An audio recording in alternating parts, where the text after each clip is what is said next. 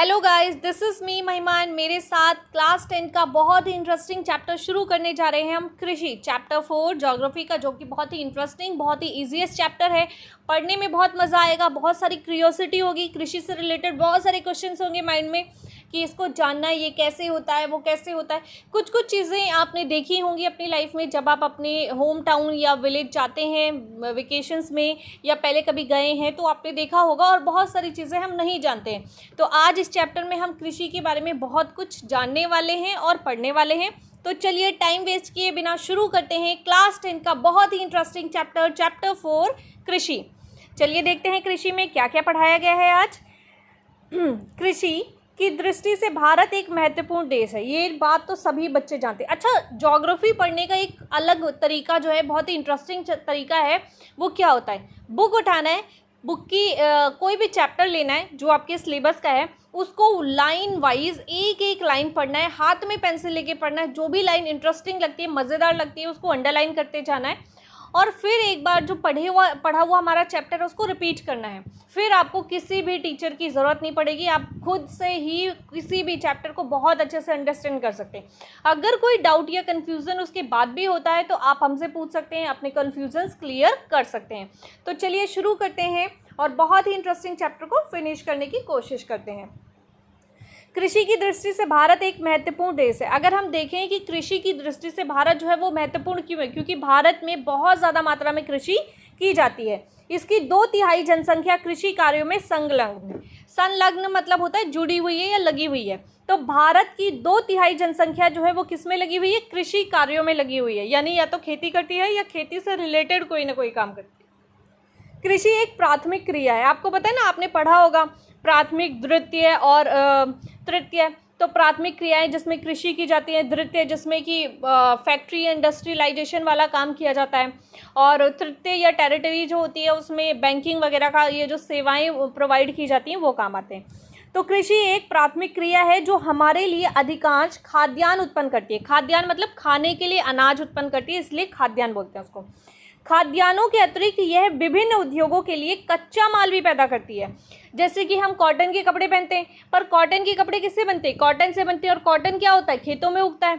ठीक है, तो कृषि ही प्रोवाइड करती है कच्चा माल किसका, सूती वस्त्र उद्योग का। बिल्कुल ऐसे ही हम लोग चीनी खाते हैं, चीनी किससे बनती है, गन्ने से बनती है। गन्ना कहाँ उगता है, खेतों में उगता है।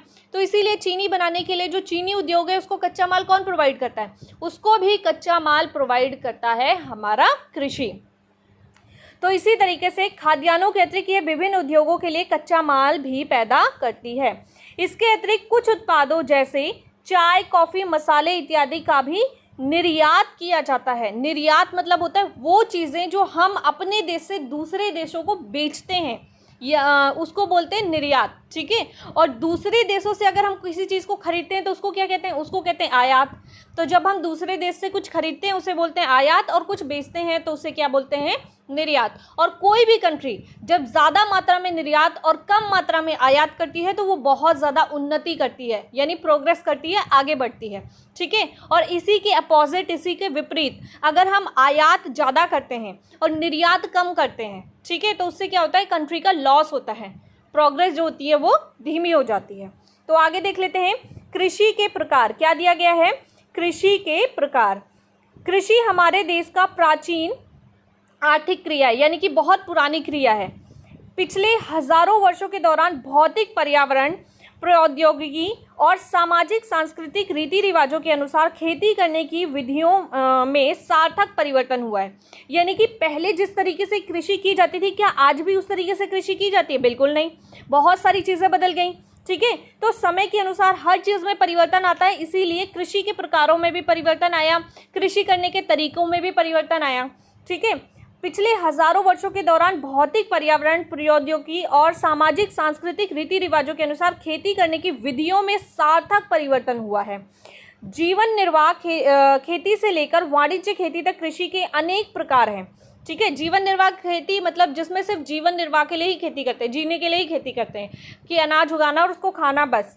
ठीक है, और वाणिज्यिक जो अनाज उगाना और उसको बेचना, उससे पैसा कमाना, उसे वाणिज्यिक कृषि बोलते हैं। वर्तमान समय में भारत एक विभिन्न भागों में निम्नलिखित प्रकारों के कृषि तंत्र अपनाए गए, यानी भारत में अलग अलग क्षेत्रों में अलग अलग तरह की कृषि तंत्र अपनाए गए हैं। तो सबसे पहले दिया हुआ है आपको प्रारंभिक जीविका निर्वाह कृषि। क्या दिया हुआ है सबसे पहले? प्रारंभिक जीविका निर्वाह कृषि। इस प्रकार की कृषि भारत के कुछ भागों में अभी भी की जाती है। प्रारंभिक जीवन निर्वाह कृषि भूमि के छोटे टुकड़ों पर आदिम कृषि औजारों से, आदिम मतलब जो पहले के समय में, बहुत पहले के समय में इस्तेमाल होते थे, तो वो उन औजारों से, आदिम औजार कृषि औजारों से, जैसे लकड़ी के हल, डाओ, खुदाई के लिए छड़ी, परिवार अथवा समुदाय की मदद से की जाती है। ठीक है, यानी कि परिवार और समुदाय मतलब जो आपके घर के आसपास के लोग होते हैं उनकी मदद से, उनकी सहायता से की जाती है। इस प्रकार की कृषि प्राय मॉनसून मृदा की प्राकृतिक, मृदा मीन्स होती है मिट्टी, प्राकृतिक उर्वरता मीन्स होता है उपजाऊपन। ठीक है, तो मिट्टी का जो प्राकृतिक उपजाऊपन, अपने आप से मिट्टी में अपने आप से एक क्वालिटी होती है कि मिट्टी जो है वो टाइम टू टाइम अपने आप क्या होता है, उपजाऊ बन जाती है। ठीक है, बट उसको एक पर्टिकुलर टाइम पीरियड चाहिए होता है। अगर वो टाइम पीरियड प्रोवाइड नहीं किया जाता और हम कंटिन्यू उसमें फसल उगाते हैं, एक फसल उगी फिर दूसरी उगाई, इससे क्या होता है, मिट्टी की उर्वरकता क्या होती है, टाइम टू टाइम क्षरण होने लगती है, यानी कि खत्म होने लगती है। तो मृदा की प्राकृतिक उर्वरकता और फसल उगाने के लिए अन्य पर्यावरणीय परिस्थितियों की उपयुक्तता पर निर्भर करती है, यानी कि जैसे जैसी परिस्थितियां बनती हैं वैसे वैसे उसके अनुसार कृषि की जाती है। ठीक है, तो यह है प्रारंभिक जीवन निर्वाह कृषि। प्रारंभिक जीवन निर्वाह कृषि का मतलब होता है वो कृषि जिसमें किसान फसल सिर्फ इसलिए उगाता है कि उसमें उगने वाली जो फसल है उसको खा के उसके परिवार का जीवन निर्वाह होता है, यानी वो जीवित रहते हैं और अपने जीवन का निर्वाह करते हैं। ठीक है, और कोई उद्देश्य कृषि का नहीं होता। और ऐसी कृषि में, प्रारंभिक जीवन निर्वाह कृषि में, कृषि के बहुत पुराने, पहले के टाइम में जो बहुत पुराने समय में औजार इस्तेमाल होते थे उन्हीं औजारों का इस्तेमाल किया जाता है और जो घर के सदस्य हैं वही लोग कृषि करते हैं। आपने देखा ना, जिसके पास बड़ी ज़मीनें होंगी और लेटेस्ट औजारों का प्रयोग करते हैं तो लेटेस्ट औजारों के लिए उनको मजदूरों को भी हायर करना पड़ता है, पर इस कृषि में ऐसा नहीं होता। इस कृषि में परिवार के सदस्य ही कृषि करते हैं, पुराने औजारों का प्रयोग करते हैं और फसल भी बहुत कम मात्रा में उग पाती है। ठीक है, आगे देख लेते हैं। नेक्स्ट है यह कृतन दहन प्रणाली। नेक्स्ट है यह कृतन दहन प्रणाली कृषि है, स्लैश एंड बर्न कृषि। स्लैश एंड बर्न कृषि किसे बोलते हैं? स्लैश एंड बर्न कृषि के बारे में कोई बच्चा जानता है? हाँ, बहुत से बच्चे जानते होंगे। जिन बच्चों ने स्लैश एंड बर्न कृषि सामने से, फ्रंट से कभी देखी हो तो बताना ज़रूर कमेंट सेक्शन में। ये कृतन एंड दहन प्रणाली है, किसान जमीन के टुकड़े साफ करके उनके ऊपर परिवार के भरण पोषण के लिए अनाज व अन्य खाद्य फसलें उगाते हैं। जब मृदा की उर्वरकता कम हो जाती है तो किसान उस भूमि के टुकड़े से स्थानांतरित हो जाते हैं और कृषि के लिए भूमि का दूसरा टुकड़ा साफ करते हैं। कृषि के इस प्रकार के स्थानांतरण से प्राकृतिक प्रक्रियाओं द्वारा मिट्टी की उर्वरकता शक्ति बढ़ जाती है। क्योंकि किसान उर्वरक अन्य आधुनिक तकनीकों का प्रयोग नहीं करती है, इसलिए इस प्रकार की कृषि में उत्पादकता कम होती है। ठीक है, तो समझे आप बात को कि ये कौन सी कृषि होती है। इस कृषि में होता क्या है, समझे आप बात को। इसमें होता क्या है, किसान जो है वो जंगल के किसी क्षेत्र में जाता है, पेड़ों को जलाकर या काट के ज़मीन को साफ करता है, उन्हें खेत के फॉर्म में कन्वर्ट करता है और वहाँ पर कृषि करता है और उस कृषि से जो भी अनाज उगता है उससे अपने परिवार का भरण पोषण करता है। और जब उस ज़मीन की उपजाऊपन खत्म होने लगती है, बैक टू बैक, मैंने बोला ना कृषि करने से क्या होता है, बैक टू बैक फसल उगाने से जब उस ज़मीन का उपजाऊपन खत्म होने लगता है तो किसान क्या करते हैं, उस ज़मीन को खाली छोड़कर चले जाते हैं, किसी दूसरी जगह पे शिफ्ट करते हैं और वहाँ की ज़मीन को खाली करके फिर वहाँ कृषि करना शुरू कर देते हैं। तो जगह चेंजेस करते रहते हैं, मतलब वो क्या करते हैं, स्थानांतरित होते रहते हैं। स्थानांतरित मतलब अपनी जगह से शिफ्ट करते रहते हैं। शिफ्टिंग एग्रीकल्चर सुना होगा ना आपने इंग्लिश में। तो इसमें क्या होता है, किसान एक जगह पे थोड़े टाइम कृषि करता है, फिर थोड़े टाइम किसी दूसरी जगह पे करता है। अब होता क्या है, उस जगह को खाली छोड़ने से जब वहाँ पे दोबारा नेचुरली पेड़ पौधे उगने लगते हैं तो वहाँ की उर्वरकता दोबारा से फिर से पहले जैसी हो जाती है। तो कई बार क्या करते हैं, वो कुछ समय बाद दोबारा उस जगह पे भी वापस आ जाते हैं। तो इससे क्या होता है, खाली ज़मीन छोड़ने से प्राकृतिक प्रक्रियाओं से, यानी प्रकृति अपने आप ही ज़मीन की उर्वरकता को बढ़ा देती है। और क्योंकि ऐसी कृषि में भी किसान लेटेस्ट टेक्नोलॉजी का यूज़ नहीं करते, तकनीक का प्रयोग नहीं करते, इसलिए इसमें उत्पादकता कम होती है, यानी जो उत्पादन होता है, फसल जो उगती है वो कम उगती है। देश के विभिन्न भागों में इस प्रकार की कृषि को विभिन्न नामों से जाना जाता है, यानी कि स्लैश एंड बर्न कृषि, जो ज़मीन को साफ करके और वहाँ कृषि करके फिर छोड़ के फिर किसी दूसरी जगह शिफ्ट करते हैं, इसे स्लैश एंड बर्न कृषि बोलते हैं। और स्लैश एंड बर्न कृषि को अलग अलग राज्यों में, भारत के अलग अलग राज्यों में अलग अलग नामों से जाना जाता है। तो देखते हैं किस राज्य में किस नाम से जाना जाता है। उत्तर पूर्वी राज्यों असम, मेघालय, मिजोरम और नागालैंड में इसे झूम कृषि कहा जाता है, यानी कि उत्तर पूर्वी जो भी राज्य हैं, असम, मेघालय, मिजोरम, नागालैंड, यहाँ पे इसे झूम कहते हैं। मणिपुर में पामलू कहते हैं। क्या कहते हैं मणिपुर में? पामलू। छत्तीसगढ़ के बस्तर जिले और अंडमान निकोबार द्वीप समूह में इसे दीपा कहा जाता है। स्लैश एंड बर्न कृषि को ही दीपा कहा जाता है, नाम दिया गया है। ठीक है, तो इस तरीके से स्लैश एंड बर्न कृषि जो है उसके अलग अलग नाम है। यहाँ पे कुछ और नाम भी मेंशन किए हुए हैं कि अलग अलग कंट्रीज़ में भी उसको अलग अलग नामों से जाना जाता है। जैसे कृतन एंड दहन कृषि मैक्सिको और मध्य अमेरिका में मिल्पा, वेनेजुला में कोनुको, ब्राज़ील में रोका, मध्य अफ्रीका में मसोले, इंडोनेशिया में लद्दाख, वियतनाम में रे, ओनली रे। स्लैश एंड बर्न कृषि को क्या बोलते हैं? रे, इंग्लिश वाला रे, RAY रे, ठीक है, नाम से जाना जाता है।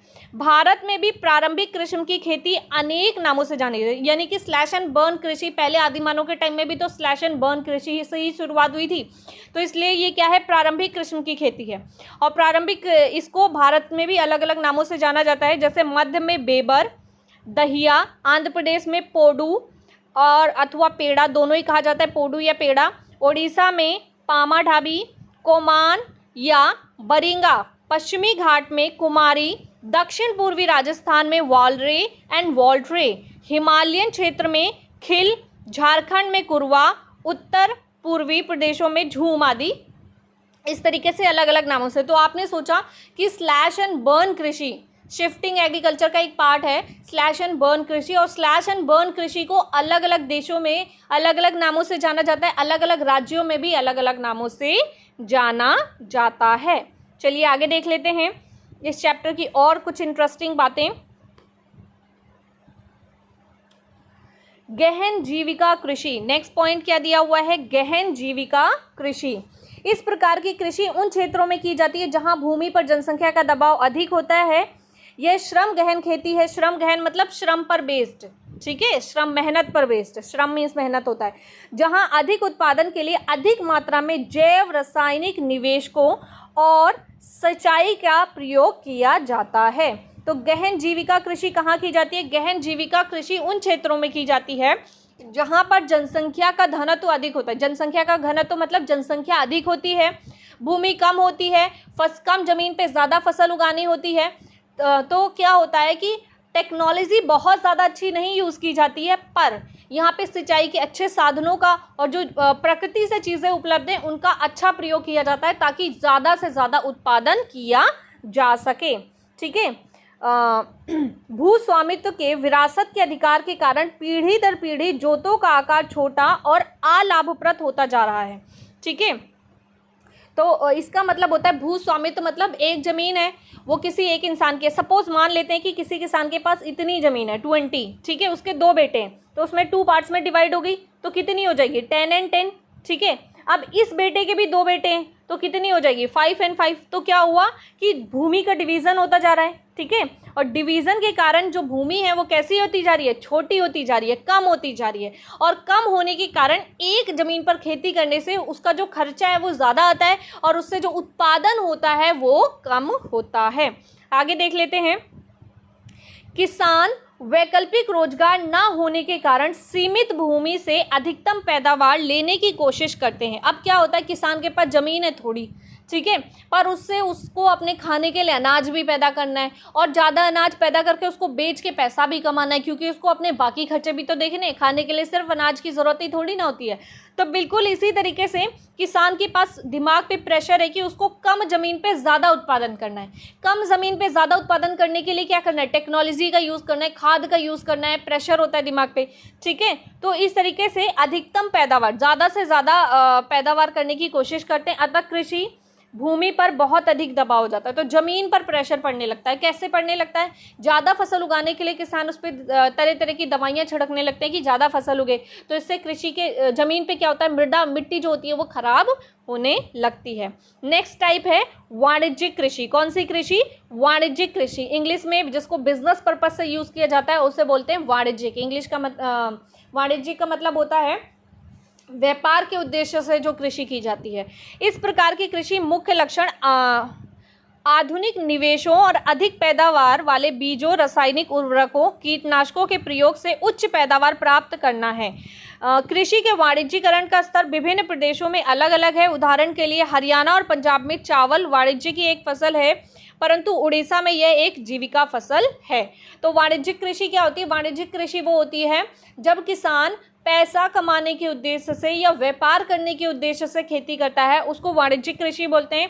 और इस कृषि में ज़्यादा रासायनिक उर्वरकों का यानी फर्टिलाइज़र का ज़्यादा यूज़ किया जाता है, अच्छे से अच्छे किस्म की बीजों का यूज़ किया जाता है, बहुत सारी लेटेस्ट टेक्नोलॉजी का यूज़ किया जाता है ताकि कम ज़मीन पे ज़्यादा से ज़्यादा उत्पादन कर सके, क्योंकि फसल से पैसा कमाना यहाँ पर किसान का उद्देश्य होता है।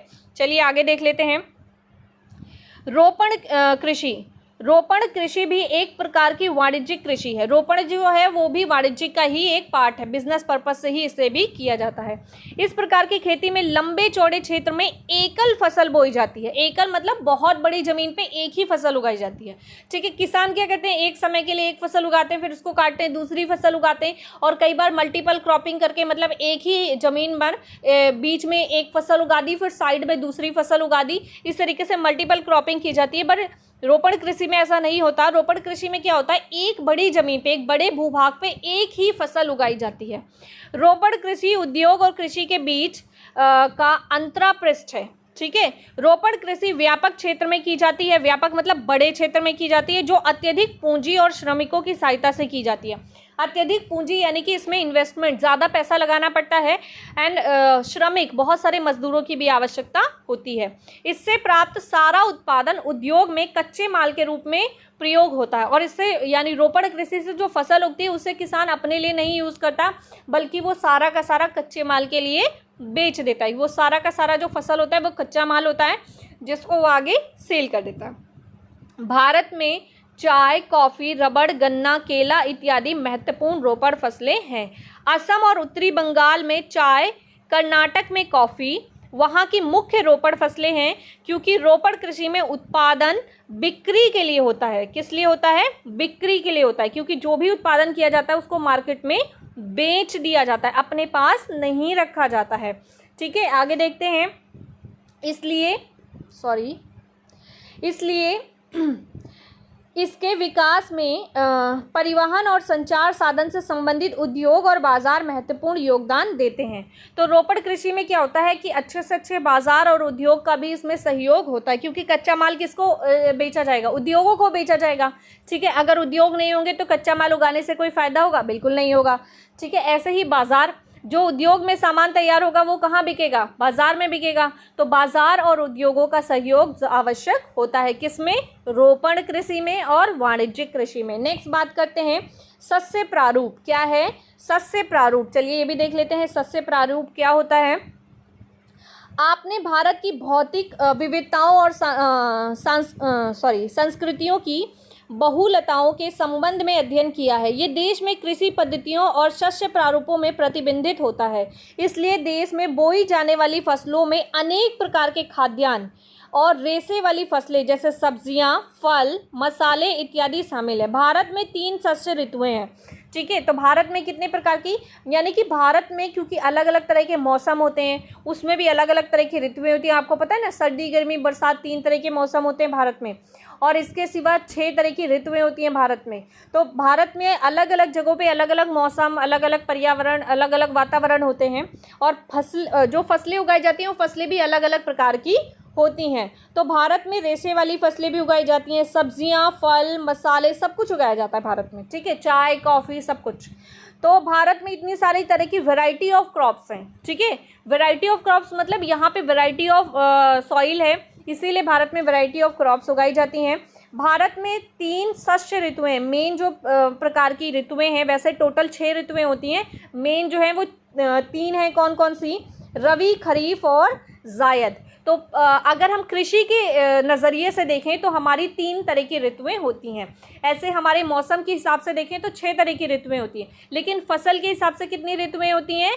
3 तरह की ऋतुएं होती हैं। तो इसको बोलेंगे भारत में 3 शस्य ऋतुएं होती हैं, रबी, खरीफ और जायद। रबी फसलों को शीत ऋतु यानी अक्टूबर से दिसंबर के बीच में बोया जाता है और ग्रीष्म ऋतु में अप्रैल जून के मध्य काटा जाता है। जैसे गेहूं, जौ, मटर, चना, सरसों कुछ रबी फसलें। ये रबी फसलों के एग्जाम्पल्स आपको दे रखे हैं। एग्जाम में क्वेश्चन आपसे पूछ लेता है कि रबी फसल किसे कहते हैं, या रबी फसल के कोई 2 उदाहरण लिखो, तो आपको रबी फसल के कम से कम 2 से 3 उदाहरण याद होने चाहिए और इसका टाइम पीरियड याद होना चाहिए कि रबी फसल किसे कहते हैं, ये कौन से सीजन में होता है। तो रबी फसल आपको याद रखना है शीत ऋतु में होता है, अक्टूबर से दिसंबर के बीच में। यानी अभी जब विंटर आएगी, दिवाली का टाइम आता है, तब ये फसल बोई जाती है, और जब विंटर खत्म होने वाली होती है तब ये फसल काटी जाती है, उसको रबी फसल कहते हैं। तो ये याद रखना है कि जो दिवाली पर बोई जाती है और होली पे फसल काटी जाती है, उसको कौन सी फसल बोलते हैं? उसको रबी फसल बोलते हैं।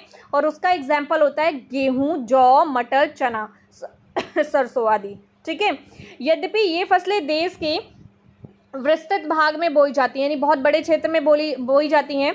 उत्तर और उत्तर पश्चिमी राज्य जैसे पंजाब, हरियाणा, हिमाचल प्रदेश, जम्मू कश्मीर, उत्तराखंड, उत्तर प्रदेश, ये सभी जो राज्य हैं यहाँ पे ये फसलें उगाई जाती हैं। ठीक है। आप लोगों में से बहुत सारे बच्चे इन क्षेत्रों से बिलोंग भी करते होंगे, तो उन्होंने ये चीज़ें देखी भी होंगी। गेहूं और अन्य रबी फसलों के उत्पादन के लिए महत्वपूर्ण राज्य हैं और इन सभी क्षेत्रों में गेहूं सबसे ज़्यादा मात्रा में उगाया जाता है। शीत ऋतु में शीतोष्ण पश्चिमी विक्षोभों से होने वाली वर्षा इन फसलों के अधिक उत्पादन में सहायता होती है। पंजाब, हरियाणा, पश्चिमी उत्तर प्रदेश और राजस्थान के कुछ भागों में हरित क्रांति की सफलता भी उपयुक्त रबी फसलों की वृद्धि में एक महत्वपूर्ण कारक है। यानी कि हरित क्रांति जब आई थी उसके तहत बहुत सारे बदलाव किए गए थे, अलग अलग राज्यों में बहुत सारी सुविधाएं उपलब्ध करवाई गई थी, और इन सुविधाओं के तहत अब जो है रबी फसल की मात्रा, स्पेशली गेहूं की मात्रा इन राज्यों में और ज़्यादा बढ़ गई है, क्योंकि इनमें जो सुविधाएं नहीं थी, जैसे सिंचाई वगैरह के साधन नहीं थे, या और तरह की उन्नत किस्म की बीजों को खरीदने के लिए साधन नहीं थे, या खाद के लिए बहुत अच्छे साधन नहीं थे, वो अब प्रोवाइड किए जाते हैं गवर्नमेंट की तरफ से। आगे देखते हैं। खरीफ फसलें देश के विभिन्न क्षेत्रों के मॉनसून आगमन के साथ बोई जाती हैं। मॉनसून आगमन मतलब जब मॉनसून आता है, और आपको पता है हमारे नॉर्थ इंडिया में मॉनसून कब आता है? हमारे नॉर्थ इंडिया में मॉनसून आता है जून से लेके अगस्त के बीच में। ठीक है। तो खरीफ फसलें देश के विभिन्न क्षेत्रों में मॉनसून के आगमन के साथ बोई जाती है, यानी जुलाई अगस्त में बोई जाती हैं। सितंबर अक्टूबर में काटी जाती हैं।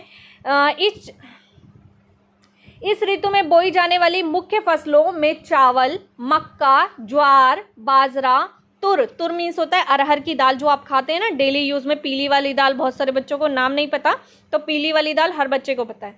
ठीक है। तो अरहर, मूंग, उड़द, जो काली वाली दाल होती है उसको उड़द बोलते हैं, कपास, जूट, मूंगफली और सोयाबीन शामिल है।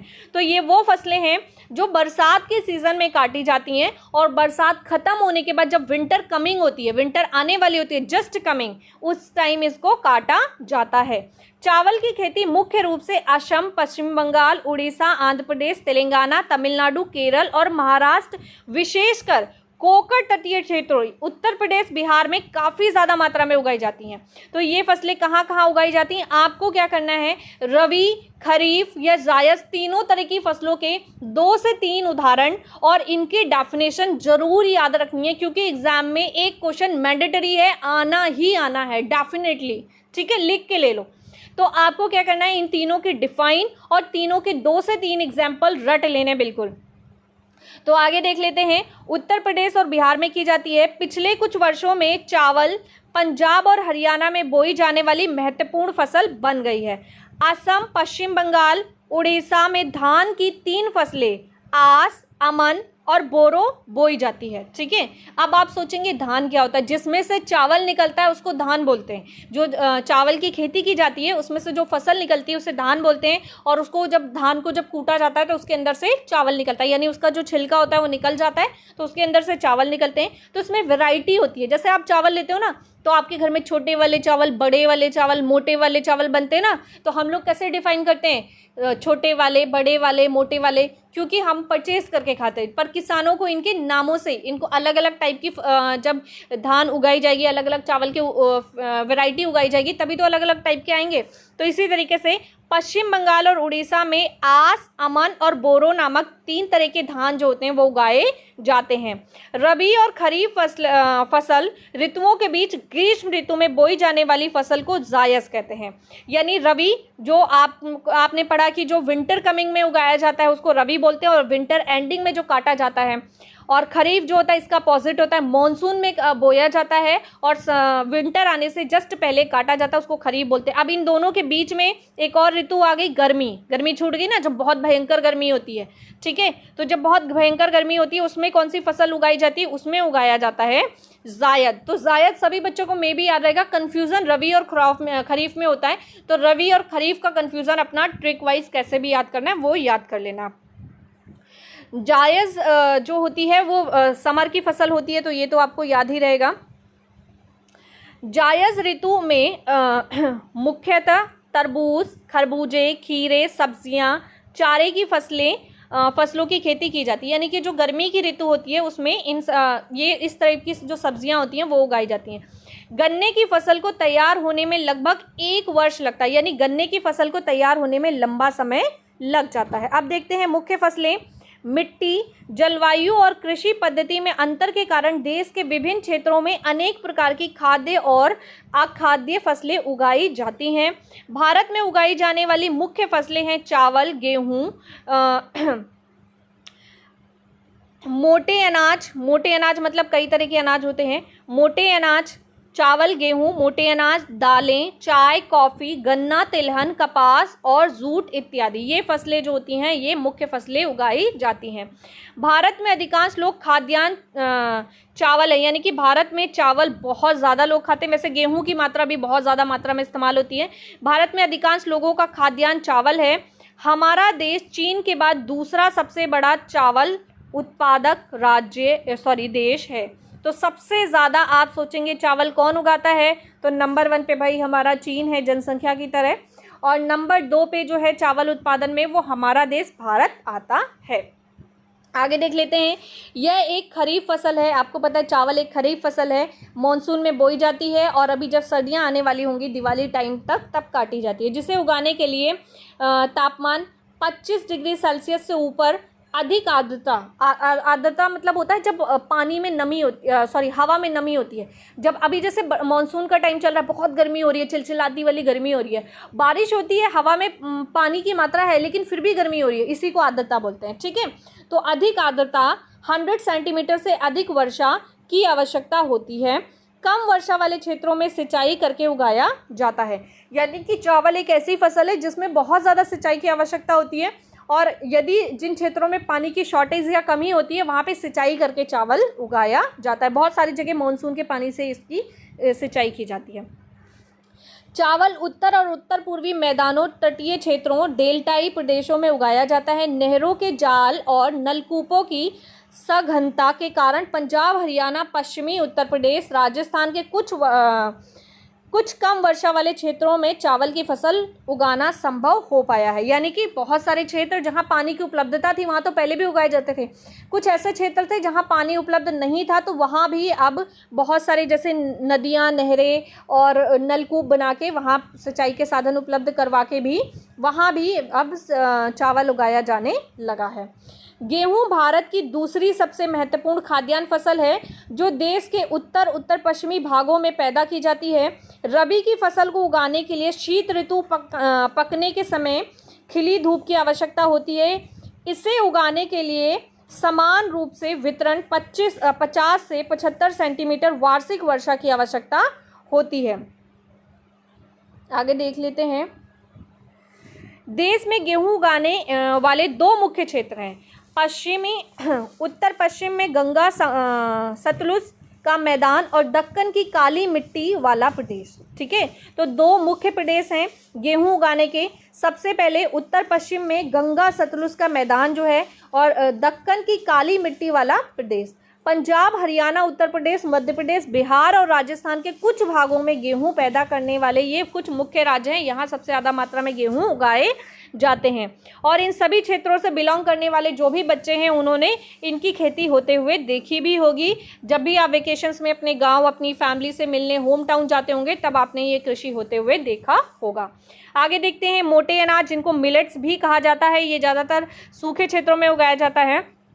ज्वार, बाजरा, रागी, जो बच्चे राजस्थान हरियाणा से बिलोंग करते हैं उन्होंने मिलेट्स बहुत अच्छे से देखा होगा। ज्वार, बाजरा, रागी भारत में उगाए जाने वाले मुख्य मोटे अनाज है। यद्यपि इन्हें मोटा अनाज कहा जाता है परंतु इसमें पोषक तत्वों की मात्रा अत्यधिक होती है, यानी पोषक तत्व इसमें बहुत ज़्यादा मात्रा में होते हैं पर इन्हें मोटा अनाज कहा जाता है। उदाहरण के लिए जैसे रागी में प्रचुर मात्रा में लोहा होता है, कैल्शियम, सूक्ष्म पोषक, भूसी मिलती है। क्षेत्रफल और उत्पादन की दृष्टि से ज्वार देश की तीसरी महत्वपूर्ण खाद्यान्न फसल है। ये फसल वर्षा पर निर्भर होती है। अधिकतर आर्द्र क्षेत्रों में उगाए जाने के कारण इसके लिए सिंचाई की आवश्यकता नहीं होती है। जो आर्द्रता वाले क्षेत्र होते हैं वहाँ इनको उगाया जाता है, इसीलिए इसमें सिंचाई की आवश्यकता नहीं होती है। इसके प्रमुख उत्पादक राज्य हैं महाराष्ट्र, कर्नाटक, आंध्र प्रदेश और मध्य प्रदेश। ठीक है, तो इन क्षेत्रों में ये सबसे ज़्यादा मात्रा में उगाई जाती है। चलिए नेक्स्ट देखते हैं बाजरा। ये बलुआ और उथली काली मिट्टी पर उगाया जाता है। तो आपको याद रखना है बाजरा कहाँ उगाया जाता है, बलुआ और उथली काली मिट्टी पर उगाया जाता है। राजस्थान, उत्तर प्रदेश, महाराष्ट्र, गुजरात और हरियाणा के मुख्य उत्पादक राज्य हैं, यानी कि यहाँ राजस्थान, उत्तर प्रदेश, महाराष्ट्र, गुजरात और हरियाणा में बाजरा उगाया जाता है। रागी शुष्क प्रदेशों में की फसल है और ये लाल, काली और बलुआ दोमट उथली मिट्टी में अच्छी तरह से उगाई जाती है। यानी कि अगर लाल, काली, बलुआ मिट्टी या दोमट उथली हुई काली मिट्टी है तो इसमें बाजरे की फसल बहुत अच्छी होती है। रागी के प्रमुख उत्पादक राज्य हैं कर्नाटक, हिमाचल प्रदेश, उत्तराखंड, सिक्किम, झारखंड, अरुणाचल प्रदेश। ठीक है, अब नेक्स्ट फसल है आपका मक्का। यह एक ऐसी फसल है जो खाद्यान्न व चारा दोनों रूप से प्रयोग की जाती है, यानी खाने के लिए भी प्रयोग की जाती है और जानवरों को खिलाने के लिए भी प्रयोग की जाती है। यह एक खरीफ फसल है। मक्का कौन सी फसल है, एक खरीफ फसल है। आप सभी बच्चे जब मूवी देखने जाते हैं तो खाते होंगे वहाँ पे बैठ के मक्का, और मक्के को आपने किस फॉर्म में खाया है, पॉपकॉर्न की फॉर्म में खाया है। आप घरों में मक्का खाते हैं यानी पॉपकॉर्न की फॉर्म में खाते हैं। चलिए आगे देख लेते हैं। जो 21 सेल्सियस से 27 डिग्री सेल्सियस तापमान में है, पुरानी जलोढ़ मिट्टी पर अच्छी फसल उगाई जाती है। तो यहाँ पे अब मिट्टी की बात शुरू हो गई है। तो 21 डिग्री सेल्सियस से 27 डिग्री सेल्सियस के बीच का जो तापमान होता है और इसमें जो पुरानी जलोढ़ मिट्टी होती है इसमें अच्छी फसल उगाई जाती है। यानी पुरानी जलोढ़ मिट्टी वाला जो क्षेत्र होता है, अगर वहाँ का टेम्परेचर 21 से 27 डिग्री सेल्सियस तापमान रहता है तो वहाँ पर अच्छी फसल उगाई जाती है। बिहार जैसे कुछ राज्यों में मक्का रबी की ऋतु में भी उगाई जाती है। आधुनिक प्रौद्योगिकी निवेशों जैसे उच्च पैदावार देने वाली बीजों, उर्वरकों, सिंचाई के उपयोग से मक्का का उत्पादन बढ़ा है। कर्नाटक, मध्य प्रदेश, उत्तर प्रदेश, बिहार, आंध्र प्रदेश, तेलंगाना मक्का के कुछ मुख्य उत्पादक राज्य हैं। ठीक है, मक्का मीन्स भुट्टा या फिर आप उसे पॉपकॉर्न भी कह सकते हैं। आगे देखते हैं दालें। कौन सी फसल की बात हो रही है, दालें। भारत विश्व में दालों का सबसे बड़ा उत्पादक तथा उपभोक्ता देश है, यानी कि हम बहुत ज़्यादा मात्रा में दालों का इस्तेमाल भी करते हैं और बहुत ज़्यादा मात्रा में दाल उगाते भी हैं। शाकाहारी खाने वाले दालें सबसे अधिक प्रोटीन दायक होती है, यानी जो शाकाहारी खाना खाते हैं, जो वेजिटेरियन लोग होते हैं वो दाल ज़रूर खाते हैं। तुर यानी कि अरहर की दाल जो पीली वाली आप अक्सर करके यूज़ करते हैं। तो तुर, उड़द, मूंग, मसूर, मटर, चना आदि भारत की मुख्य दलहनी फसलें हैं, यानी मुख्य प्रकार की दालें भारत में हैं। क्या आप बता सकते हैं कि इनमें से कौन सी दालें खरीफ में और कौन सी दालें रबी में उगाई जाती हैं? बहुत कम बच्चे ऐसे होंगे जो जानते होंगे, शायद मैं तो जब आपकी तरह स्टूडेंट थी तो बिल्कुल नहीं जानती थी कि दलहन में कौन सी रबी और कौन सी खरीफ होती है। दालों को कम नमी की आवश्यकता होती है और इन्हें शुष्क परिस्थितियों में उगाया जाता है। यानी दाल एक ऐसी फसल होती है जिसमें नमी की आवश्यकता बहुत कम होती है, इसलिए इसको ऐसी परिस्थितियों में उगाया जाता है जब शुष्क वातावरण रहता है। फलीदार फसलें होने के नाते अरहर को छोड़कर अन्य सभी दालें वायु में नाइट्रोजन लेकर भूमि की उर्वरकता को बनाए रखती हैं। अतः इन फसलों को आमतौर पर अन्य फसलों के आवर्तन में बोया जाता है। भारत में मध्य प्रदेश, राजस्थान, महाराष्ट्र, उत्तर प्रदेश और कर्नाटक दाल के मुख्य उत्पादक राज्य हैं। यानी कि दूसरी फसलों के बीच में और इन फसलों को उगाया जाता है। यानी एक फसल उगी हुई है और उसी के बीच बीच में दालों की फसल भी उगा ली जाती है। तो दलहन में आपको याद रखना है, अरहर की दाल छोड़ के बाकी सभी फसलें शुष्क वातावरण में उगाई जाती हैं। मतलब जब मौसम में आर्द्रता बहुत कम होती है। खाद्यान्न के अलावा अन्य खाद्य फसलें, तो अभी हमने बात की खाद्यान्न की। सबसे पहले खाद्यान्न में हमने पढ़ा चावल के बारे में, रबी फसलें, गेहूँ, जायद फसलें, और उसके बाद हमने दलहन के बारे में पढ़ा। अब हम जानते हैं खाद्यान्न के अलावा कुछ खाद्य फसलें और भी होती हैं, उनके बारे में जान लेते हैं। सबसे पहले आता है गन्ना। गन्ना एक ऊष्म और उपोष्ण कटिबंधीय फसल है। यह 21 डिग्री सेल्सियस से 27 डिग्री सेल्सियस तापमान में उगाया जाता है और 75 से 100 सेंटीमीटर वार्षिक वर्षा वाले ऊष्म और आर्द्र जलवायु में बोई जाती है। कम वर्षा वाले प्रदेशों में सिंचाई की आवश्यकता होती है। यानी गन्ना जो है वो ऐसे क्षेत्रों में बोया जाता है जहां पर 75 से 100 सेंटीमीटर वार्षिक वर्षा होती है, और जिन क्षेत्रों में इतनी वर्षा नहीं होती है उन क्षेत्रों में सिंचाई के माध्यम से गन्ना की खेती की जाती है। इसे अनेक मिट्टियों में उगाया जा सकता है तथा इसके लिए बुआई से लेकर कटाई तक शारीरिक श्रम की आवश्यकता होती है। यानी कि बोने से लेकर काटने तक बहुत ज़्यादा मेहनत करनी पड़ती है, बहुत ज़्यादा फिजिकल वर्क करना पड़ता है। ब्राज़ील के बाद भारत गन्ने का दूसरा सबसे बड़ा उत्पादक देश है। यह चीनी, गुड़, खांडसारी और शीरा बनाने का काम आता है। यानी कि गन्ने से गुड़ बनता है, चीनी बनती है, खांडसारी बनती है और शीरा बनता है। उत्तर प्रदेश, महाराष्ट्र, कर्नाटक, तमिलनाडु, आंध्र प्रदेश, तेलंगाना, बिहार, पंजाब और हरियाणा गन्ना के कुछ मुख्य उत्पादक राज्य हैं। यानी इन राज्यों में गन्ना के उत्पादन किए जाते हैं। मैंने आपको पहले भी बताया था, आपको अभी भी बता रही हूँ। आपको रबी फसल, खरीफ फसल और जायद फसल तीनों की डेफिनेशन याद रखनी है। कब उगाया, कब काटा जाता है, यही लिखना है डेफिनेशन में, कुछ खास नहीं लिखना। तीनों के 2-2, 3-3 एग्जाम्पल याद करने। इसके सिवा जो भी फसल है गन्ना, जैसे कि गेहूँ, चावल, गन्ना, इन तीन में से कोई 2 फसल के बारे में डिटेल लर्न करनी है। यानी कि वो कब उगाई जाती हैं, कब काटी जाती हैं, कितनी सिंचाई की आवश्यकता होती है और कितने तापमान की आवश्यकता होती है, और कौन कौन से राज्यों में उगाई जाती है। 2-3 राज्यों के नाम। ये गन्ना, चावल, गेहूँ, 3 में से किसी 2 फसल के बारे में ज़रूर याद करना है। एक लॉन्ग क्वेश्चन एग्जाम में ज़रूर आता है जो तीनों में से किसी एक फसल के बारे में लिखना होता है। चलिए आगे देख लेते हैं। तिलहन की बात करते हैं अब, जिसमें से तेल निकलता है, उनकी बात करते हैं। 2017 में भारत विश्व में चीन के बाद दूसरा बड़ा तिलहन उत्पादक देश था। सन 1917 में तोरिया के उत्पादन में भारत का विश्व में कनाडा और चीन के बाद तीसरा स्थान था। देश में कुल बोए गए क्षेत्र के 12% भाग पर कई तिलहन की फसलें उगाई जाती हैं। मूंगफली, सरसों, नारियल, तिल, सोयाबीन, अरंडी, बिनौला, अलसी और सूरजमुखी भारत में उगाई जाने वाली मुख्य तिलहन फसलें हैं। यानी ये सभी जो फसलें हैं इन सभी से तेल निकाला जाता है। इनमें से अधिकतर खाद्य और खाना बनाने में प्रयोग की जाती हैं। ठीक है, आपने पढ़ा होगा कई तरह के आपके घर में रिफाइंड ऑयल आते हैं, तो वो मूंगफली का तेल और सोयाबीन का, ये सब जो होते हैं रिफाइंड ऑयल टाइप्स जो होते हैं, ये सब सोयाबीन और मूंगफली के तेल ही होते हैं। परंतु इनमें से कुछ तेल के बीजों को साबुन या प्रसाधन, श्रृंगार का सामान जो होता है, प्रसाधन मतलब लिपस्टिक, पाउडर वगैरह बनाने में, तो प्रसाधन और उबटन उद्योग में कच्चे माल के रूप में प्रयोग किया जाता है। ठीक है, मूंगफली खरीफ की फसल है तथा देश की मुख्य तिलहनों के कुल उत्पादन का आधा भाग इसी फसल से, यानी कि मूंगफली जो है वो खरीफ फसल है और भारत में जो आधा तेल है वो मूंगफली से ही निकलता है। गुजरात मूंगफली का प्रमुख उत्पादक राज्य है। इसके अतिरिक्त राजस्थान, आंध्र प्रदेश मूंगफली के कुछ अन्य उत्पादक राज्य हैं। 2016 और 17 तक ऐसा था। अलसी और सरसों रबी की फसलें हैं। तिल उत्तरी भारत में खरीफ की फसल है और दक्षिणी भारत में रबी की फसल है।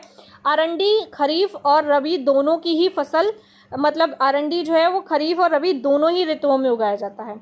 आगे देखते हैं चाय।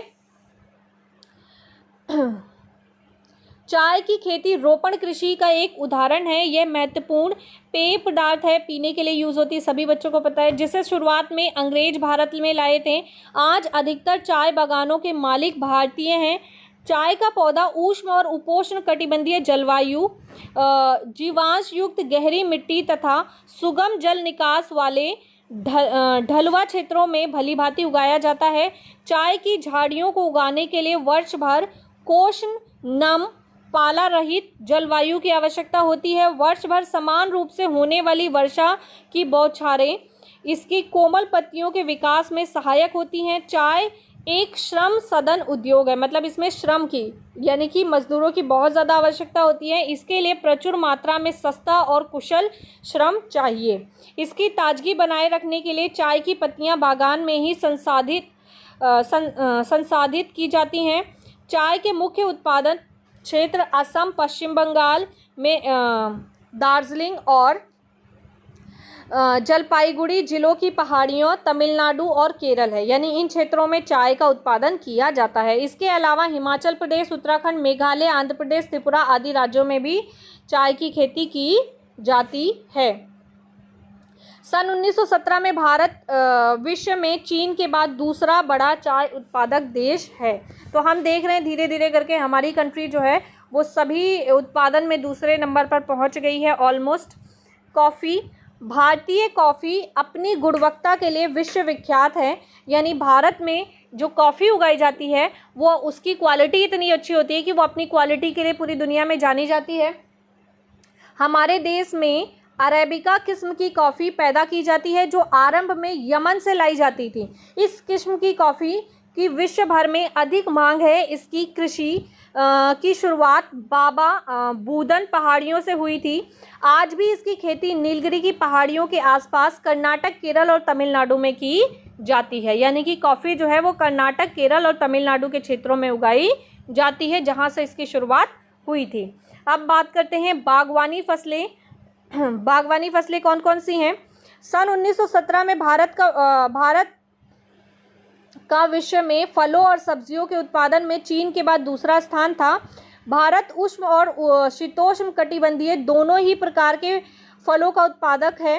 भारतीय फलों जिसमें महाराष्ट्र, आंध्र प्रदेश, तेलंगाना, उत्तर प्रदेश, पश्चिमी बंगाल के आम, नागपुर और चेरापूंजी यानी मेघालय के संतरे, केरल, मिजोरम, महाराष्ट्र और तमिलनाडु के केले, उत्तर प्रदेश और बिहार की लीची, मेघालय के अनानास, आंध्र प्रदेश, तेलंगाना और महाराष्ट्र के अंगूर तथा हिमाचल प्रदेश और जम्मू कश्मीर के सेब, नाशपाती, खुबानी और अखरोट विश्व भर में बहुत मांग की जाती है। यानी कि ये इन क्षेत्रों के मशहूर फसलें हैं जो कि बागबानी फसलें हैं।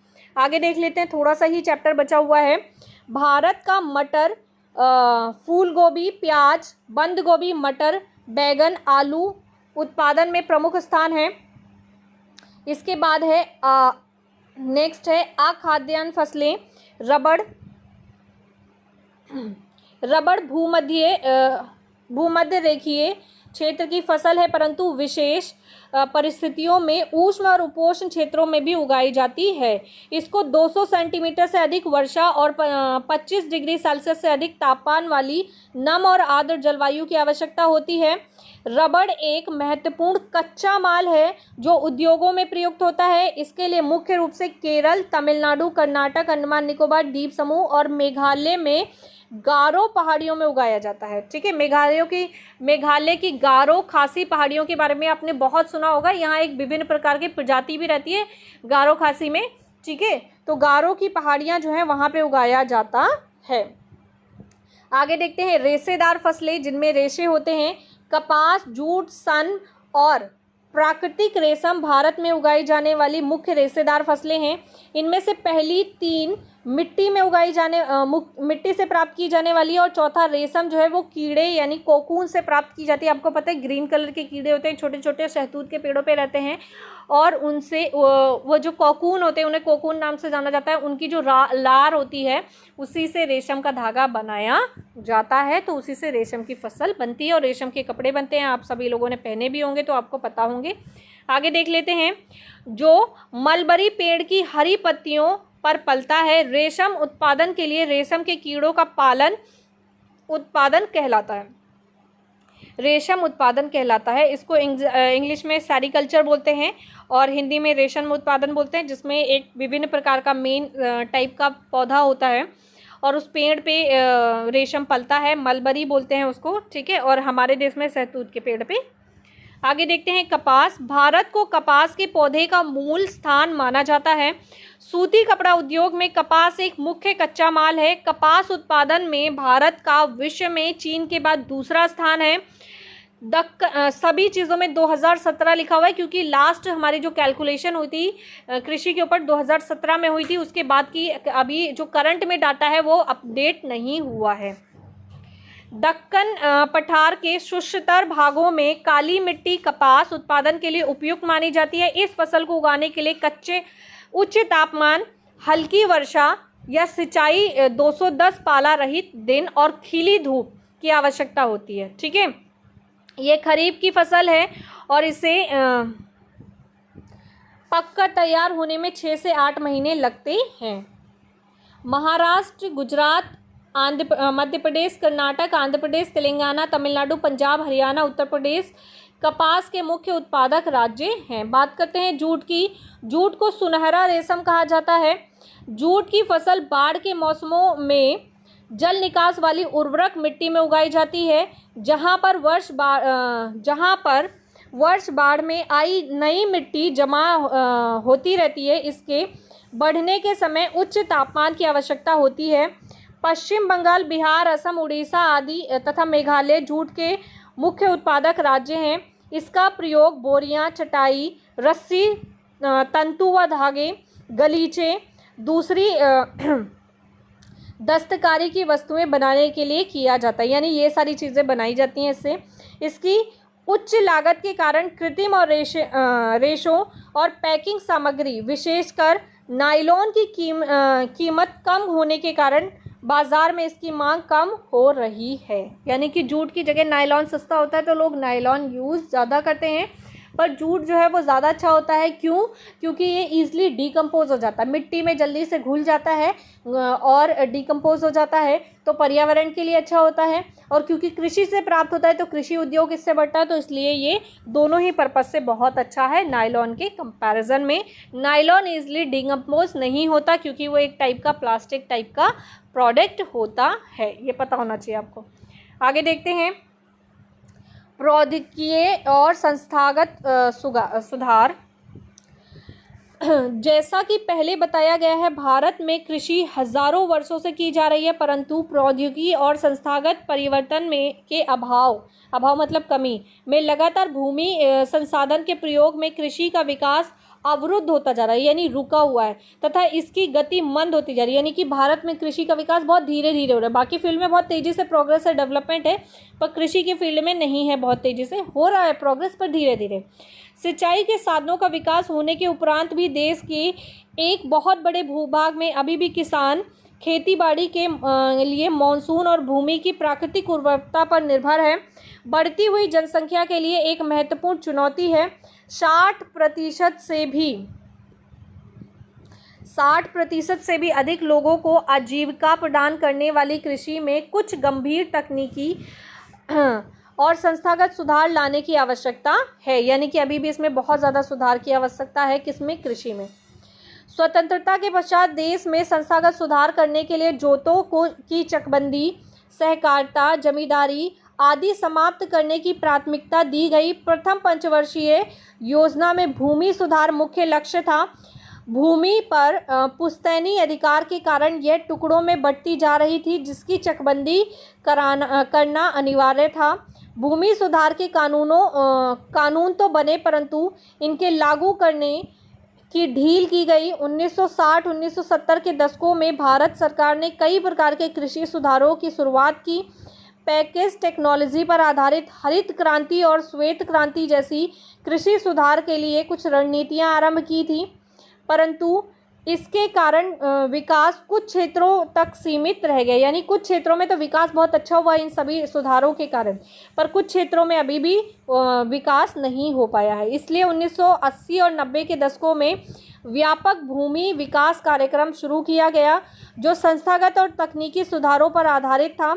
इस दिशा में उठाए गए कुछ महत्वपूर्ण कदमों में सूखा, बाढ़, चक्रवात तथा बीमारी के लिए फसल बीमा के प्रावधान और किसानों को कम दरों पर ऋण सुविधाएं उपलब्ध, यानी कि कम ब्याज पर किसानों को लोन प्रोवाइड करना, सुविधाएं प्रदान करने के लिए ग्रामीण बैंकों, सहकारी समितियों और बैंकों की स्थापना की गई। यानी जगह जगह किसानों के लिए बैंक खोले गए, जहां उनको लोन मिल जाता था ईजिली, और उनको लोन पे इंटरेस्ट भी बहुत कम मात्रा में देना पड़ता था।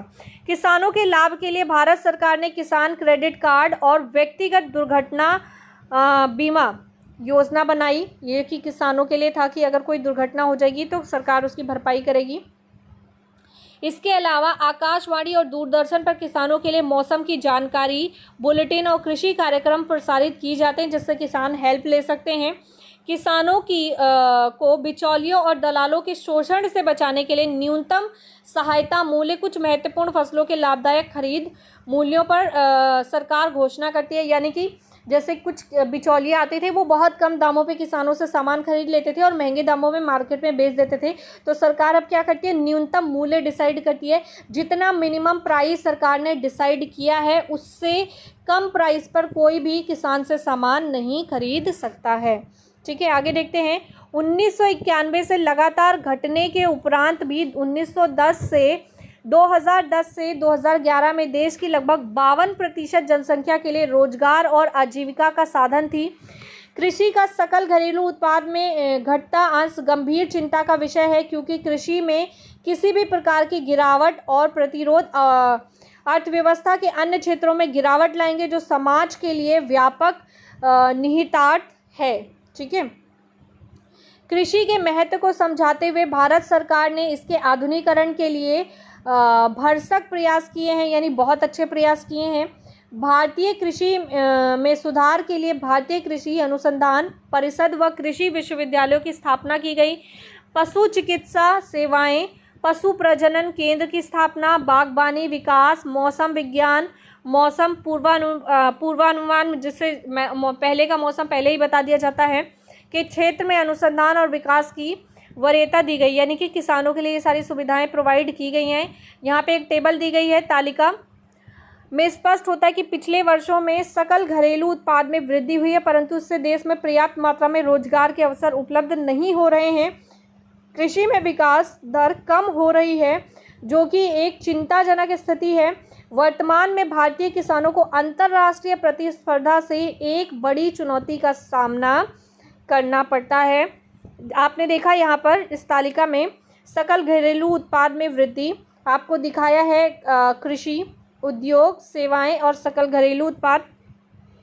2013-14 में आपने देखा कृषि 4.2 थी, जो कि 14-15 में क्या हुआ 0.2, और 15-16 में ये 1.1 पॉजिटिव। नेगेटिव का मतलब घटा है, पॉजिटिव का मतलब बढ़ा है।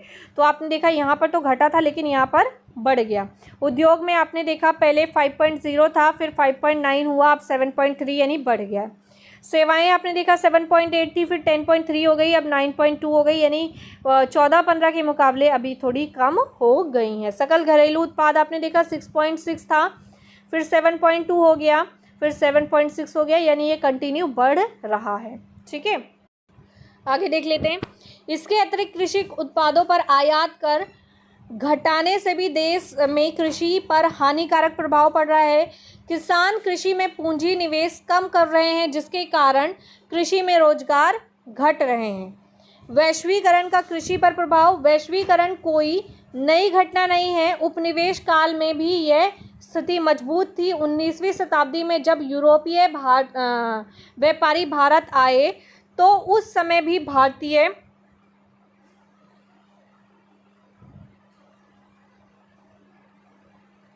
मसाले विश्व के विभिन्न देशों में निर्यात किए जाते थे। निर्यात मतलब बेचे जाते थे हमारे देश से दूसरे देशों में।